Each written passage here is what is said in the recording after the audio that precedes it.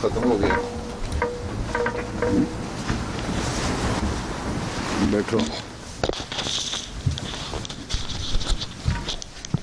گھڑی کے مطابق ان کا وقت ختم ہو گیا. آدھے گھنٹے سے زیادہ لگا آنے میں.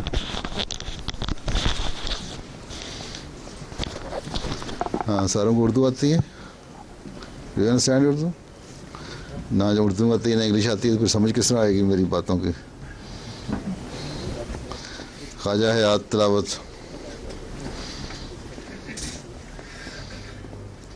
تم تلاوت کرو گے؟ اچھا.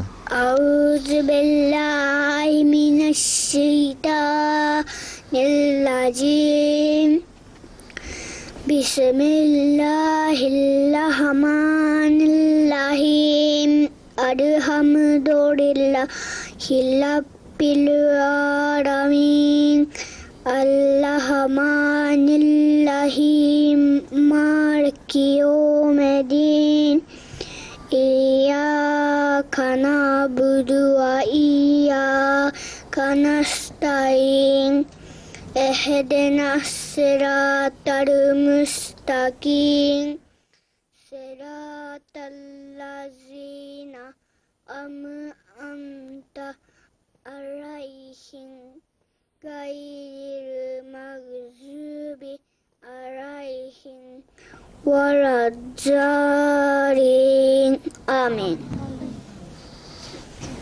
اس کے ماں باپ میں سے کوئی جاپانی ہے؟ والدہ جاپانی ہے. اچھا. ترجمہ احمدی آیا.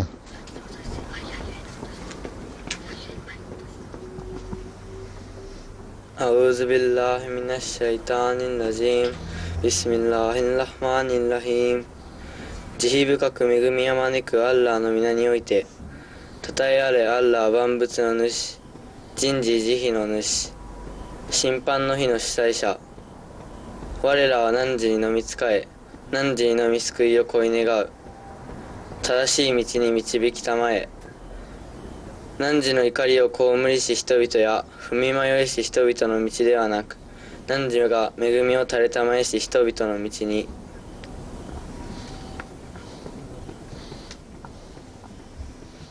اچھا. اور اس کے ماں باپ میں سے کون ہے جاپانی ہے؟ انڈونیشیا. اچھا اچھا. You understand English? نو. اچھا. متین احمد حدیث.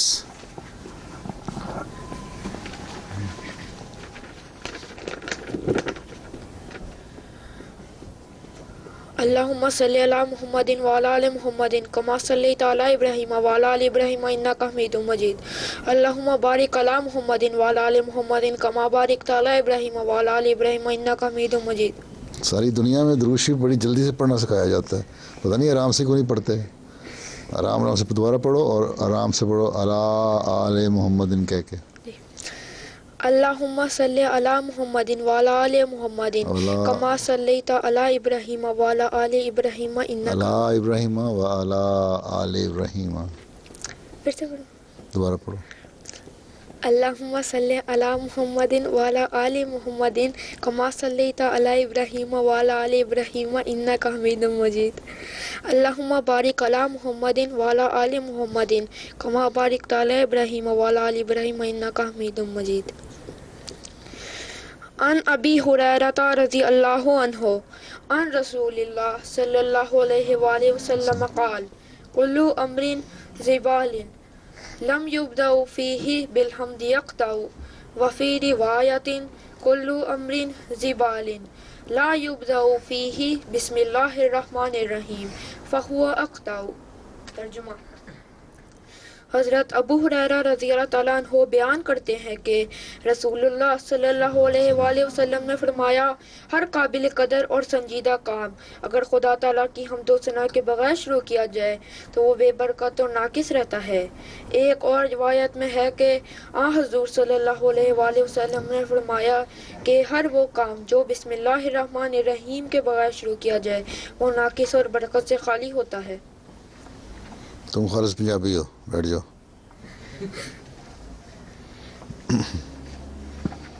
یہ نظم یاسر جنود. بسم اللہ الرحمن الرحیم. یہاں بھی جنود ہے کوئی؟ اچھا دنیا میں سارے پڑھ لے ہوئے ہو. کلام حضرت خلیفۃ المسیح ثانی. یاروں مسیح وقت کے تھی جن کی انتظار، راہ تکتے تکتے دن کی کروڑوں ہی مر گئے. آئے بھی اور آ کے چلے بھی گئے وہ ایام سعد کے بسرت گزر گئے. آمد تھی ان کی آ کے خدا کا نزول تھا، صدیوں کا کام تھوڑے سے عرصہ میں کر گئے. وہ پیڑ ہو رہے تھے جو مدت سے چوب خشک پڑتے ہی ایک چھینٹا دلہن سے نکھر گئے. پل بھر میں میل سے سینکڑوں برسوں کی دھل گئی. صدیوں کے بگڑے ایک نظر میں سدھر گئے. یاروں مسیح وقت کے تھی جن کی انتظار، راہ تکتے تکتے جن کی کروڑوں ہی مر گئے.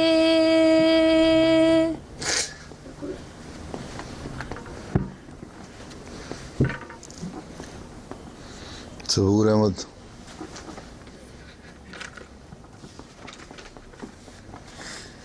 پیارے حضور السلام علیکم ورحمۃ اللہ وبرکاتہ.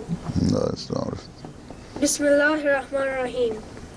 سیدنا حضرت مسیح موعود علیہ السلام کے جاپان اور جاپانیوں کو تبلیغ اسلام کے بارے میں ارشادات.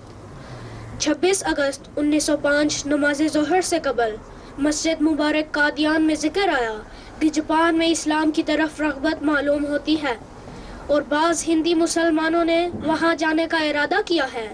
اس پر حضرت مسیح موعود علیہ السلام نے فرمایا، جن کے اندر خود اسلام کی روح نہیں وہ دوسروں کو کیا فائدہ پہنچائیں گے.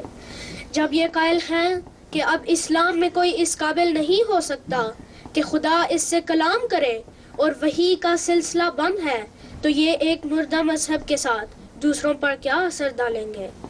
یہ لوگ صرف اپنے پر ہی ظلم نہیں کرتے ہیں، ان کو اپنے عقائد اور خراب اعمال دکھا کر اسلام میں داخل ہونے سے روکتے ہیں.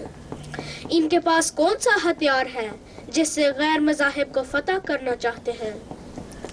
جاپانیوں کو عمدہ مذہب کی تلاش ہے، ان کی بوسیدہ اور ردی متاع کون لے گا؟ چاہیے کہ اس جماعت میں سے چند آدمی اس کام کے واسطے تیار کیے جائیں جو لیاقت اور جرت والے ہوں اور تقریر کرنے کا مادہ رکھتے ہوں۔ ملفوظات جلد نمبر 7۔ نیز جاپان کے متعلق مزید فرماتے ہیں، ضعف اسلام کے زمانے میں جبکہ دین مالی امداد کا سخت محتاج ہے، اسلام کی ضرور مدد کرنی چاہیے۔ جیسا کہ ہم نے مثال کے طور پر بیان کیا ہے، جاپانیوں کے واسطے ایک کتاب لکھی جاوے اور کسی فصیح و بلیغ جاپانی کو 1000 روپیہ دے کر ترجمہ کرایا جائے اور پھر اس کا 10,000 نسخہ چھاپ کر جاپان میں شائع کر دیا جائے۔ ملفوظات جلد نمبر 8۔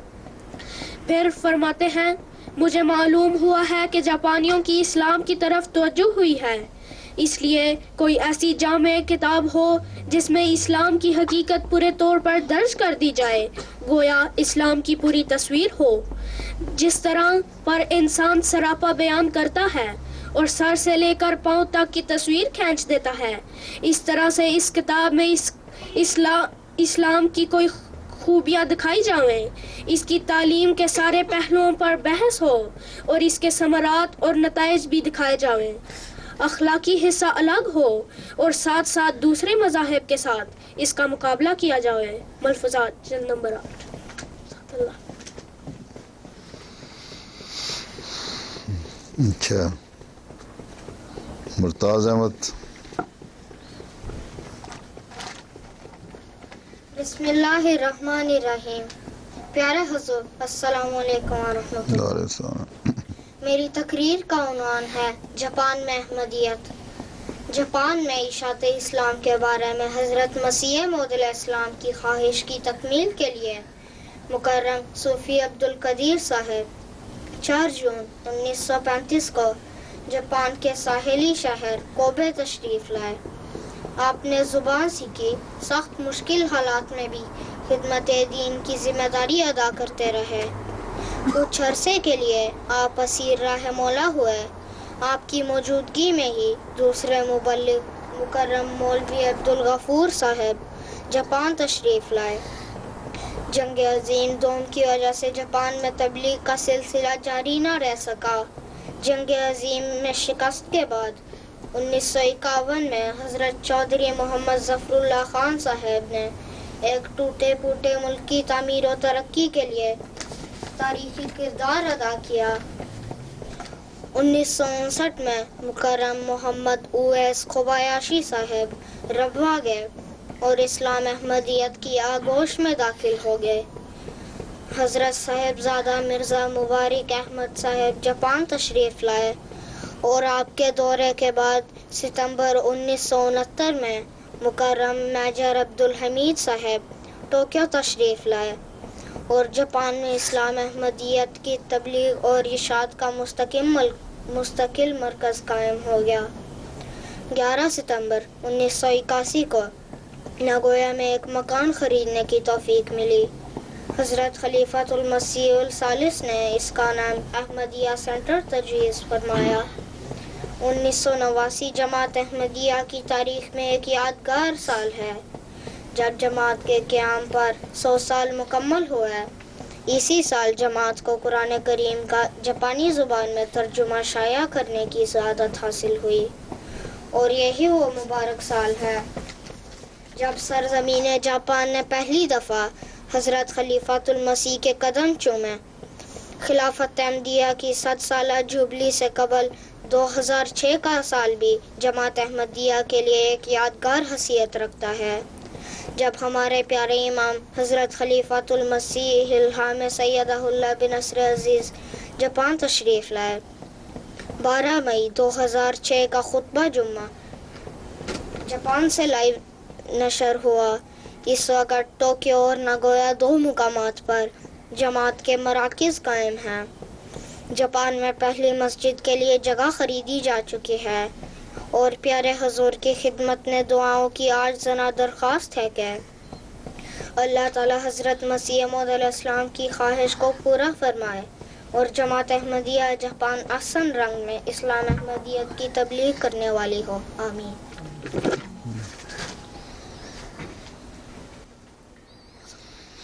جی موزم بیگ صاحب زلزلے. اعوذ باللہ من الشیطان الرجیم بسم اللہ الرحمن الرحیم. پیارے حضور السلام علیکم.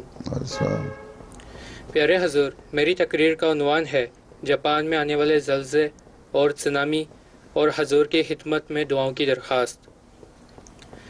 3 مارچ 2011 کو جاپان کے شمال مشرقی علاقوں میں ایک شدید زلزلہ آیا جس کی شدت 9 ریکارڈ کی گئی. دنیا کی تاریخ میں اب تک آنے والے زلزلوں میں سے اسے چوتھا بدترین زلزلہ سمجھا جا رہا ہے.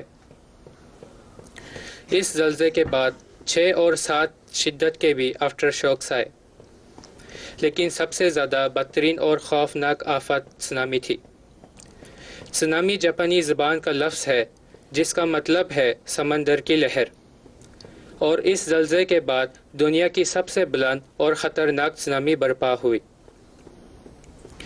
زلزلے کا مرکز جاپان کے ساحل سے 69 کلومیٹر دور تھا اور 10 سے 30 منٹ کے دوران ہی سونامی کی بڑی بڑی لہریں خشکی تک پہنچی، اور سونامی کی سب سے بڑی لہر 40 میٹر تک بلند تھی، لیکن 10 اور 12 میٹر کی عام لہریں سینڈائی شہر اور دیگر نواحی علاقوں میں داخل ہوئی اور ایئرپورٹس میں بہت سارے علاقوں کو اپنے لپیٹ میں لے لیا. مینامی سانڈیکو شہر میں 10,000 کے قریب لوگ لاپتہ ہوئے اور سب سے زیادہ اموات ایشینوماکی شہر میں ریکارڈ کی گئی. 30 منٹ کے اندر ہی سونامی نے بڑے بڑے جہازوں اور گاڑیوں کو اپنی لپیٹ میں لے کر سمندر میں پھینک دیا، اور ہزارہا کی تعداد میں کشتیاں اور بحری جہاز سمندر سے نکل کر خشکی پر پہنچے. پیارے حضور، زلزلے اور سونامی کے فوری بعد جماعت احمدیہ جاپان کو بھی 6 ماہ تک متاثرین کی خدمت کا موقع ملا. ہیومینٹی فاسٹ جاپان کی مختلف ٹیموں نے تصاویر لی، ان میں سے کچھ اس طرح ہے.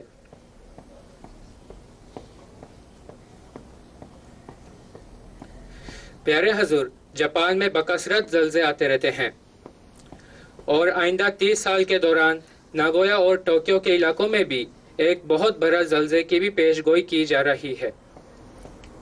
جاپان میں اسکولوں کے پہلے دن بچوں کو زلزلوں سے بچنے کی مشقیں بھی کروائی جاتی ہیں اور حفاظتی تدابیر اختیار کرنے کے طریق سکھائے جاتے ہیں. عام طور پر عمارتیں اور پل وغیرہ اس طرح بنائے جاتے ہیں جو 8 تک کی شدت کے زلزلوں کو برداشت کر سکتے ہیں، لیکن سونامی ایک ایسی آفات ہے جس نے جاپانی قوم کو بہت پریشان کر رکھا ہے، اور پھر ایٹمی ری ایکٹرز کی تباہی نے ہیروشیما اور ناگاساکی پر ایٹمی حملوں سے بھی زیادہ تشویش پھیلائی ہوئی ہے. پیارے حضور کی خدمت میں دعاؤں کی درخواست کرتا ہوں کہ اللہ تعالیٰ جاپانی قوم کو زلزلوں اور سونامی کی آفت سے محفوظ رکھے اور انہیں اپنے خالق و مالک کو پہچاننے اور اس کی حفاظت میں آنے کی توفیق بخشے. آمین. جزاکم اللہ ثنا الجزا. اچھا،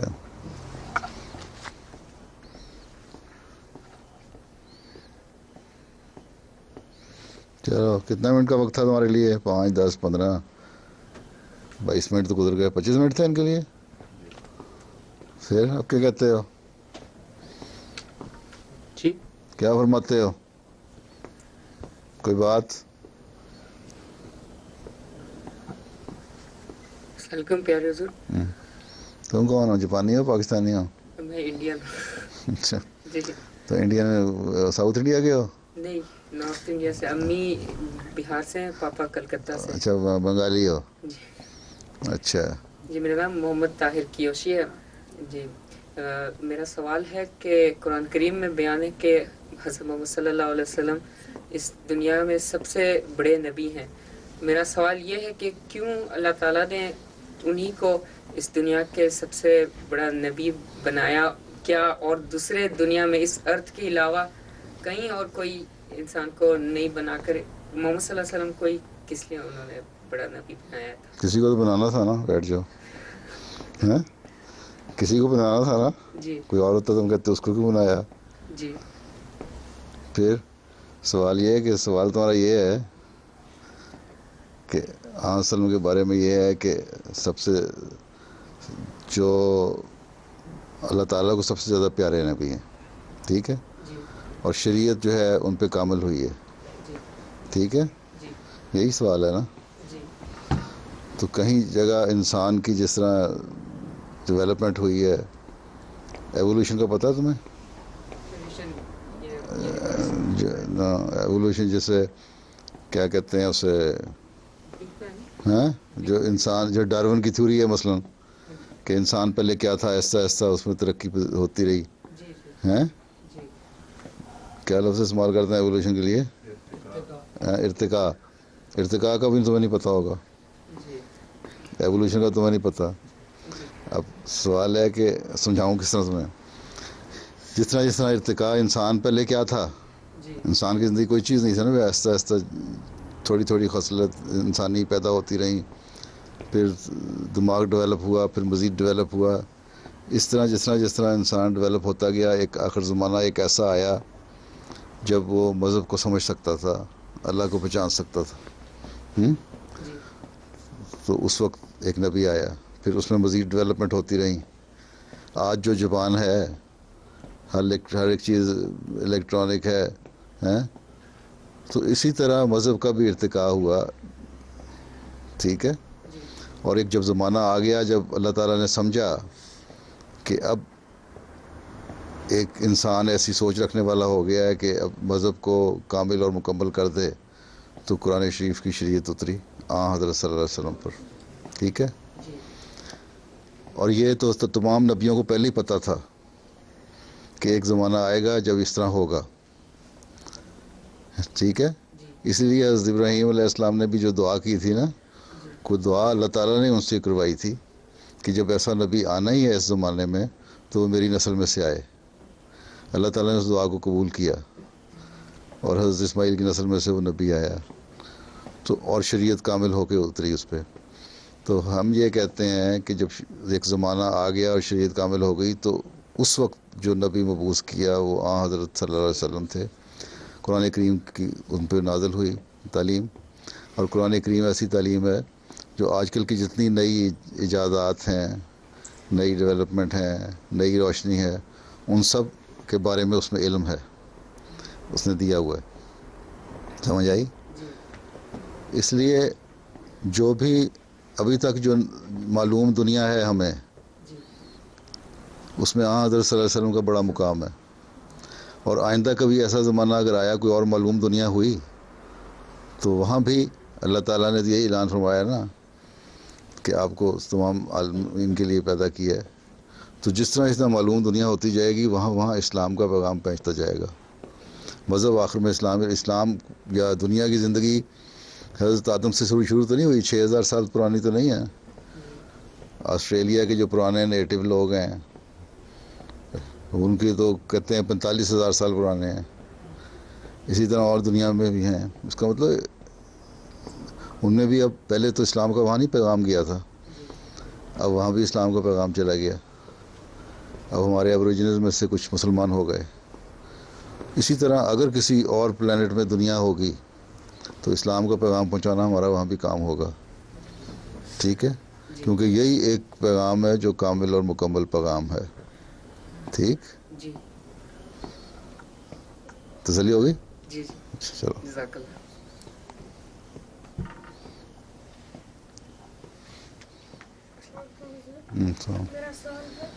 میرا سوال مائیکروفون۔ میرا سوال ہے کہ یہ حضرت عیسیٰ علیہ السلام کے بارے میں اتنے زیادہ پروفس ہیں کہ وہ جب ان کو سلیپ پہ مارا گیا وہ وہاں سے اٹھ کے تو کشمیر ہجرت کر گئے تھے۔ آپ ادھر نہیں اٹھ کے چلے گئے تھے، اتارا، ہاں، ایک بار سلیپ دی گئی، پھر ان کو وہاں سے اتارا گیا، جلدی اتار لیا گیا، پھر 3 دن وہ غار میں رہے، پھر وہاں ان کا علاج ہوا، پھر وہاں سے ایک اور جگہ منتقل ہوئے ہیں، پھر ٹھیک، پھر آہستہ آہستہ سفر کے قابل ہوئے، چلتے رہے، پھر کیا ہوا؟ اور یہ جو کرسچنز ہیں جن کی کرسچنز ان کی ریسرچ اتنی تیز ہے، لیکن یہ پھر بھی کیوں نہیں مانتے کہ وہ ہجرت کر گئے تھے؟ ان کی ریسرچ تیز ہے لیکن یہاں آ کے ان کی آنکھیں آندھی ہو جاتی ہیں۔ بیٹھو، ایک دفعہ ایک عیسائی پادری، پتہ نہیں عیسائی پادری کیا ہوتا ہے، کرسچن، اس سے حضرت خلیفۃ المسیح اول کی بحث ہو رہی تھی، تو انہوں نے اس کو ثابت کیا کہ تم جو کہتے ہو نا تثلیث کی بات کرتے ہو، تین ٹرینیٹی کی بات کرتے ہو، یعنی تین ہے، خدا اور روح القدس اور باپ بیٹا روح القدس ہیں، یہی کہتے ہیں نا کرسچنس، تو یہ سمجھ نہیں آتی، ان کو ثابت کیا کہ تمہارا نظریہ یہ غلط ہے. تو عیسائی پادری جو تھا، جب اس کو کوئی دلیل نہیں نہ آئی تو وہ کہتا کہ تم لوگ ایشین جو ہو نا، ایشین، یہ بات، یہ جو پوائنٹ ہے نا، اس کو سمجھ نہیں سکتے، تم لوگوں کا دماغ ہی نہیں ایسا، ہم جو یورپین ہیں، ہم جو عیسائی ہیں، ہمارا دماغ بڑا تیز ہے. حضرت خلیفہ اول نے کہا کہ شکریہ، تم نے میرا مسئلہ حل کر دیا، کیونکہ عیسیٰ علیہ السلام تمہاری کتابوں کی روح سے بھی ایشین تھے. جب عیسیٰ کو سمجھ نہیں آئی اس مسئلے کی، تمہیں کہاں سے سمجھ آ گئی؟ تو اس لیے کرسچن کا دماغ تیز ہے، یہاں کے اندھے ہو جاتے ہیں. چلو، اور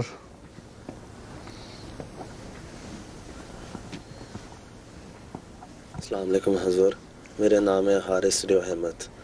میرا سوال ہے کہ یہ کائنات، اس کائنات پہ بس ہم لوگ رہتے ہیں یا کوئی اور دوسرے لوگ بھی دوسرے ستاروں میں رہتے ہیں؟ کائنات میں تو اربوں خربوں کائنات ہیں، ایک کائنات تو نہیں ہے.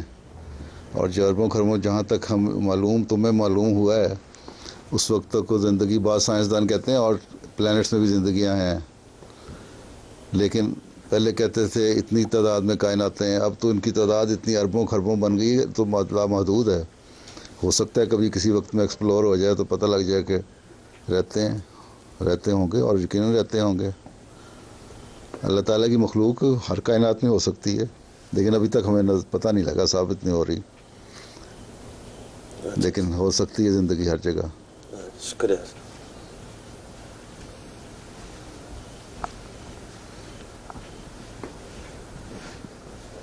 السلام علیکم حضور، میرا نام سید اختر ہے.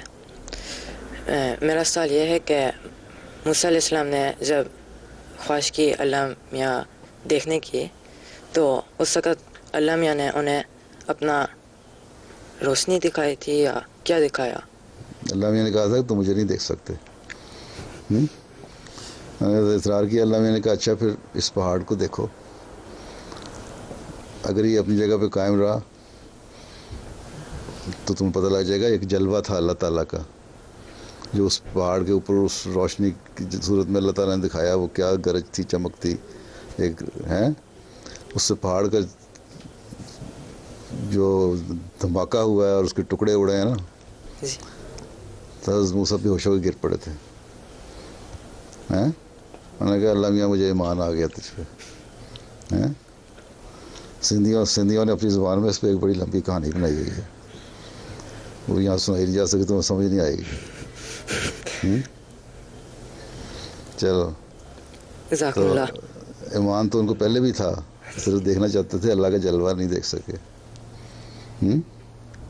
اور اللہ کا جلوہ ہی ہے جو مطلب ہے کہ نظر آ سکتا ہے، اللہ تعالیٰ کی ذات تو نظر نہیں آ سکتی، ایک نور ہے. ٹھیک ہے، جزاک اللہ. تمہیں ہر چیز میں اللہ نظر آنا چاہیے.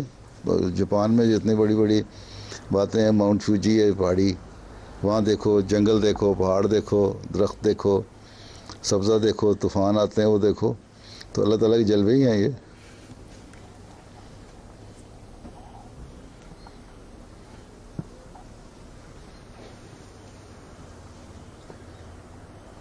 ہلو، میرا نام ہے مبرور ہے.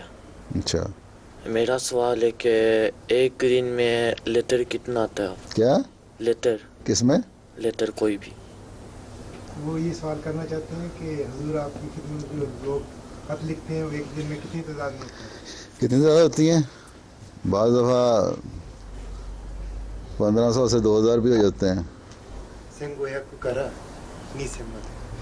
ٹھیک ہے، ہر لوگ کو جواب لکھتے ہیں. ہر روز ہر لوگوں کو میں کوئی کچھ خلاصے بن جاتے ہیں، کچھ میں خود پڑھ لیتا ہوں، پھر میں جواب دیتا ہوں. کچھ 600-700 خط سائن کر کے روزانہ میں جواب دے دیتا ہوں. ٹھیک ہے, باقی پرائیویٹ سیکٹری صاحب جواب دے دیتے ہیں, لیکن میں دیکھ لیتا ہوں یا ان کی سمری دیکھ لیتا ہوں یا خط دیکھ لیتا ہوں. ٹھیک, جزاکم اللہ.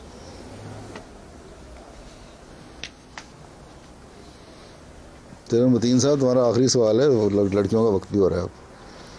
تم کون ہے, پیچھے تھا کوئی؟ میرا یہ سوال ہے کہ پیارے حضور نے چھوٹے ہوتے ہو کہ سوچا تھا کہ آپ بڑے ہو کر کیا بنیں گے؟ جو سوچا تھا وہ بنا نہیں. نہیں, کیا آپ نے کیا سوچا تھا؟ ویسے آپ نے کیا سوچا تھا کہ آپ بنیں گے؟ بہت کچھ سوچتا رہا, ملتا رہا. پہلے میں ڈاکٹر بننے کی کوشش کرتا رہا, نہیں بن سکا. پھر میں ایک زمانے فوج میں جانے کی خواہش ہوئی, پھر کچھ اور, پھر بہرحال آخر میں کچھ نہ کچھ جو میری دلچسپی تھی نا ایگریکلچر میں تھی, تو پھر وہ ویسے میں نے بھی سوچا تھا کہ ایگریکلچر کروں. اچھا ہے, تو ضرور کرو, بیٹھ جاؤ. چلو پھر اللہ حافظ, جاؤ گھروں کو, اپنے گھروں کو نہیں جاؤ, نماز پڑھ کے جانا.